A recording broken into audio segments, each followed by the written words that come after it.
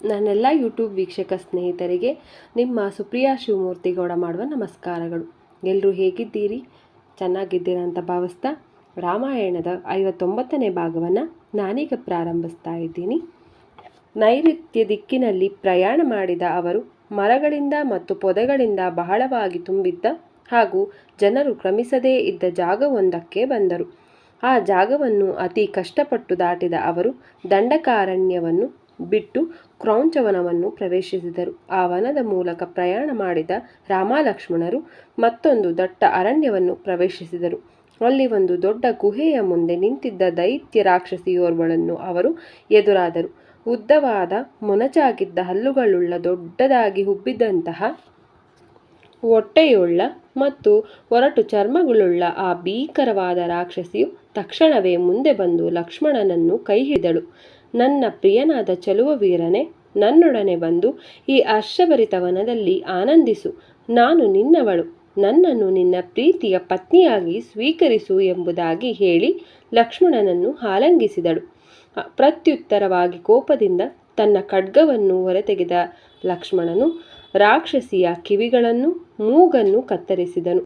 ರಕ್ತಸ್ರಾವದಿಂದ ಮತ್ತು ನೋವಿನಿಂದ ಅರಚಿದ ರಾಕ್ಷಸಿಯು ಅಲ್ಲಿಂದ ಓಡಿ ಹೋದಾಗ ರಾಮ ಲಕ್ಷ್ಮಣರು ಮೊದಲಿನಂತೆಯೇ ಮುಂದುವರೆದರು. ತಕ್ಷಣ ರಾಮನು, ನನ್ನ ಎಡತೋಳು ಅದುರುತ್ತಿದೆ ಮತ್ತು ನನ್ನ ಮನಸ್ಸು ಉದ್ವಿಗ್ನಗೊಂಡಿದೆ. ಓ ಲಕ್ಷ್ಮಣನೇ, ನಾವು ಸನ್ನಿಹಿತವಾಗುತ್ತಿರುವಂತಹ ಆಪತ್ತೊಂದನ್ನು ಎದುರಿಸಲು ಸಿದ್ಧರಾಗಬೇಕು ಎಂಬುದಾಗಿ ಹೇಳಿದನು. ಸ್ವಲ್ಪ ಸಮಯದಲ್ಲಿ ಅವರು ಒಂದು ವಂಜುಲಕ ಪಕ್ಷಿಯ ಭಯಾನಕ ಅಳುವನ್ನು ಕೇಳಿದರು. ಆಗ ಲಕ್ಷ್ಮಣನು ಇದು ನಮ್ಮ ಗೆಲುವನ್ನು ಸೂಚಿಸುತ್ತಿದೆ ಎಂಬ ಅಭಿಪ್ರಾಯವನ್ನು ವ್ಯಕ್ತಪಡಿಸಿದನು. ಬಳಿಕ ಒಂದು ಬಿರುಗಾಳಿ ಬೀಸಲಾರಂಭಿಸಿತು ಮತ್ತು ಒಂದು ಜೋರಾದ ಶಬ್ದವು ಕೇಳಿಬಂತು. ಶಬ್ದದ ಮೂಲವನ್ನು ಹುಡುಕುತ್ತಾ ಕೈಯಲ್ಲಿ ಖಡ್ಗ ಹಿಡಿದು ಎಚ್ಚರದಿಂದ ಮುಂದುವರಿದ ರಾಮ ಲಕ್ಷ್ಮಣರು ತಲೆ, ಕತ್ತು, ಕಾಲುಗಳಿಲ್ಲದಿದ್ದ ಮತ್ತು ಹೊಟ್ಟೆಯ ಮಧ್ಯಭಾಗದಲ್ಲೊಂದು ದೊಡ್ಡ ಬಾಯಿಯನ್ನು ಹೊಂದಿದ್ದ ಬೃಹದಾಕಾರವಾದ ಒಬ್ಬ ರಾಕ್ಷಸನನ್ನು ಕಂಡರು. ದೇಹದೆಲ್ಲೆಡೆ ಮೊನಚಾದ ರೋಮಾಂಚನಗೊಂಡಿದ್ದ ಕೂದಲನ್ನು ಹೊಂದಿದ್ದ ಆ ರಾಕ್ಷಸನು ಒಂದು ಬೆಟ್ಟದ ಗಾತ್ರದವನಾಗಿದ್ದ. ಅವನ ಎದೆಯ ಮೇಲೆ 2 ಉರಿಯುತ್ತಿದ್ದ ಕಣ್ಗಳಿದ್ದವು ಮತ್ತು 8 ಮೈಲುಗಳಷ್ಟು ಉದ್ದ ಚಾಚಿದ್ದ ತೋಳುಗಳನ್ನು ತಿನ್ನಲು ಬೇಕಾಗಿರುವ ದೊಡ್ಡ ಪ್ರಾಣಿಯನ್ನು ಸುಲಭವಾಗಿ ಹಿಡಿಯುವ ಸಾಮರ್ಥ್ಯವನ್ನು ಅವನಿಗೆ ನೀಡಿದ್ದವು. ಆ ರಾಕ್ಷಸನನ್ನು ಕಂಡ ರಾಮ ಲಕ್ಷ್ಮಣರು 2 ಮೈಲುಗಳಷ್ಟು ಹಿಂದೆ ಸರಿದರು. ಆದರೂ ಅವರನ್ನು ಕೂಡಲೇ ಹಿಡಿದುಕೊಂಡ ರಾಕ್ಷಸನು ಅವರನ್ನು ಗಟ್ಟಿಯಾಗಿ ಹಿಡಿದಾಗ ಅವರು ಅಸಹಾಯಕರಾದರು.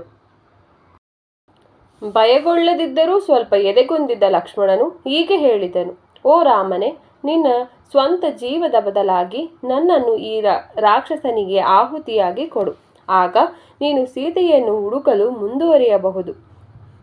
ಭಯಪಡಬಾರದೆಂದು ರಾಮನು ಲಕ್ಷ್ಮಣನಿಗೆ ಪ್ರೋತ್ಸಾಹಿಸುತ್ತಿದ್ದಂತೆ ರಾಕ್ಷಸನು, ನನ್ನ ಹೆಸರು ಕಬಂದ.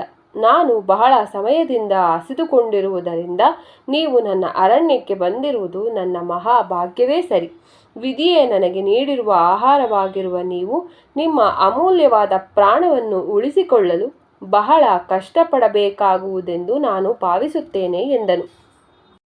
ನಂತರ ಲಕ್ಷ್ಮಣನು ರಾಮನಿಗೆ ಹೇಳಿದನು, ಈ ರಾಕ್ಷಸನ ಕೈಗಳನ್ನು ನಮ್ಮ ಖಡ್ಗಗಳಿಂದ ಕತ್ತರಿಸಿ ನಾವು ನಮ್ಮನ್ನು ಕೂಡಲೇ ರಕ್ಷಿಸಿಕೊಳ್ಳಬಹುದು ಎಂದನು. ಇದನ್ನು ಕೇಳಿ ಕೋಪಗೊಂಡ ಕಬಂದನು ರಾಮ ಲಕ್ಷ್ಮಣನನ್ನು ಒಮ್ಮೆಲೆ ಕಬಳಿಸುವ ಆಸೆಯಿಂದ ತನ್ನ ಭಯಾನಕವಾದ ಬಾಯನ್ನು ದೊಡ್ಡದಾಗಿ ತೆರೆಯಲಾರಂಭಿಸಿದನು.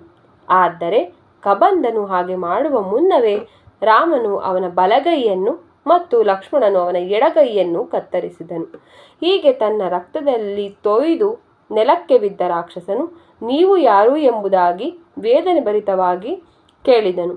ಆಗ ಲಕ್ಷ್ಮಣನು ಉತ್ತರಿಸಿದನು, ಇವರು ರಾಮರು, ಇಕ್ಷ್ವಾಕುವಿನ ವಂಶದಲ್ಲಿ ಬಂದಿರುವ ಕ್ಷತ್ರಿಯ. ನಾನು ಅವನ ಅನುಜನಾದ ಲಕ್ಷ್ಮಣ. ರಾಕ್ಷಸ ರಾಜನಾದ ರಾವಣನು ರಾಮರ ಪತ್ನಿಯಾದ ಸೀತಾದೇವಿಯನ್ನು ಅಪಹರಿಸಿರುವನು. ಅವಳನ್ನು ಹುಡುಕುತ್ತಾ ನಾವು ಇಲ್ಲಿಗೆ ಬಂದಿರುವೆವು ಎಂದನು. ರಾಮರ ಹೆಸರನ್ನು ಕೇಳಿದ ಕೂಡಲೇ ಬಹಳ ಸಂತೋಷಗೊಂಡ ಕಬಂದನು ಹೀಗೆ ಹೇಳಿದನು, ನಾನು ಎಷ್ಟು ಭಾಗ್ಯಶಾಲಿ, ನೀವು ನನ್ನನ್ನುದ್ಧರಿಸಲು ಇಲ್ಲಿಗೆ ಬಂದಿರುವಿರಿ. ನಾನು ಈ ಭಯಂಕರವಾದ ರೂಪವನ್ನು ಹೇಗೆ ಪಡೆದೆನೆಂದು ವಿವರಿಸುತ್ತೇನೆ, ದಯವಿಟ್ಟು ಕೇಳಿ. ಇಂದಿನ ಜನ್ಮದಲ್ಲಿ ನಾನು ಧನುವಿನ ಮಗನಾಗಿದ್ದೆ.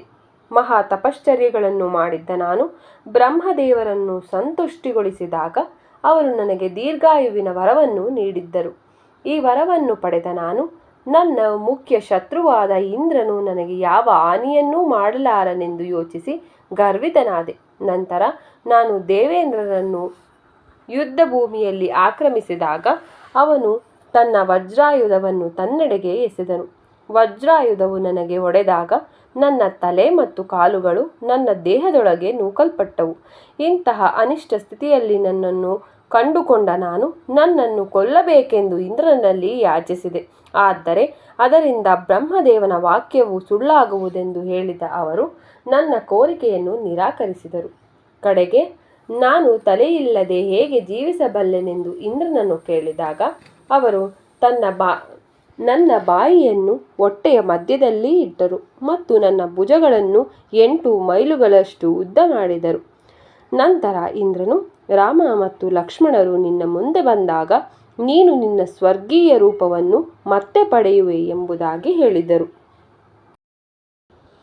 ಕಬಂಧನು ಇನ್ನೂ ಮುಂದುವರೆಸುತ್ತಾ ಹೀಗೆ ಹೇಳಿದನು, ಅಂದಿನಿಂದ ಇಂದ್ರನು ನನಗೆ ಸೂಚಿಸಿದ ರಾಮನನ್ನು ನಾನು ಒಂದಲ್ಲ ಒಂದು ದಿನ ಹಿಡಿದೇ ಹಿಡಿಯುವೆನೆಂದು ನಿರೀಕ್ಷೆಯಿಂದ ನಾನು ಜೀವಿಗಳನ್ನು ನನ್ನ ಉದ್ದವಾದ ಕೈಗಳಿಂದ ಹಿಡಿದು ನನ್ನ ಬಾಯಿಯಲ್ಲಿ ತುರುಕಿಕೊಳ್ಳುತ್ತಿದ್ದೇನೆ. ಆ ನಂತರ ನಾನು ಒಬ್ಬ ಋಷಿಯನ್ನು ಪೀಡಿಸಿದಾಗ ಈ ಭಯಾನಕವಾದ ರೂಪವನ್ನು ನಾನು ಶಾಶ್ವತವಾಗಿ ಉಳಿಸಿಕೊಳ್ಳುವಂತೆ ಅವರು ಶಪಿಸಿದರು.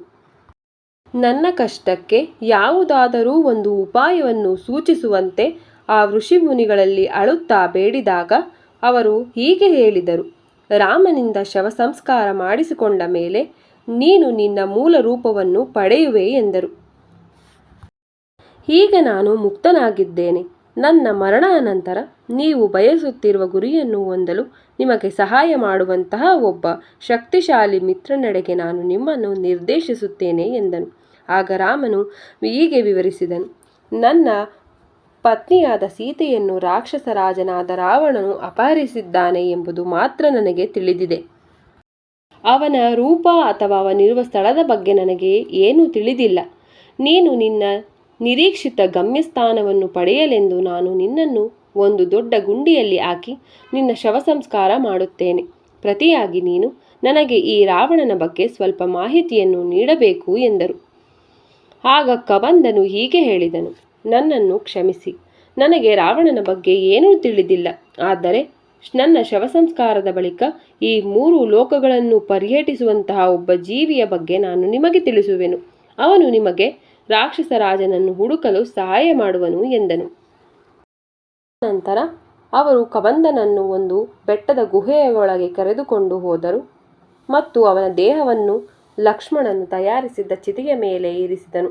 ಸುಡುತ್ತಿದ್ದ ಆ ಬಹುದೊಡ್ಡ ದೇಹವು ಉರಿಯುತ್ತಿರುವ ಒಂದು ದೊಡ್ಡ ತುಪ್ಪದ ರಾಶಿಯಂತೆ ಕಂಡುಬಂತು. ಬಳಿಕ ಒಳ್ಳೆಯ ವಸ್ತ್ರಗಳನ್ನು ಧರಿಸಿದ, ಒಡವೆಗಳಿಂದ ಮತ್ತು ಮಾಲೆಗಳಿಂದ ಅಲಂಕೃತಗೊಂಡಿದ್ದ ತನ್ನ ಸ್ವರ್ಗೀಯ ಮೂಲ ರೂಪವನ್ನು ಪಡೆದ ಕಬಂಧನು ಹಂಸಗಳಿಂದ ಎಳೆಯಲ್ಪಟ್ಟ ಒಂದು ಸ್ವರ್ಗೀಯ ರಥದ ಮೇಲೆ ಕುಳಿತುಕೊಂಡು ಬೆಂಕಿಯಿಂದ ಹೊರಬಂದನು. ಸ್ನೇಹಿತರೆ, ರಾಮಾಯಣದ 59ನೇ ಭಾಗವನ್ನು ನಾನಿಲ್ಲಿಗೆ ಮುಕ್ತಾಯಗೊಳಿಸ್ತಿದ್ದೀನಿ. ಮುಂದಿನ ಸಂಚಿಕೆಯಲ್ಲಿ ಭೇಟಿಯಾಗೋಣ. ನಿಮಗೆಲ್ಲರಿಗೂ ನನ್ನ ನಮಸ್ಕಾರಗಳು. ಜೈ ಶ್ರೀರಾಮ್.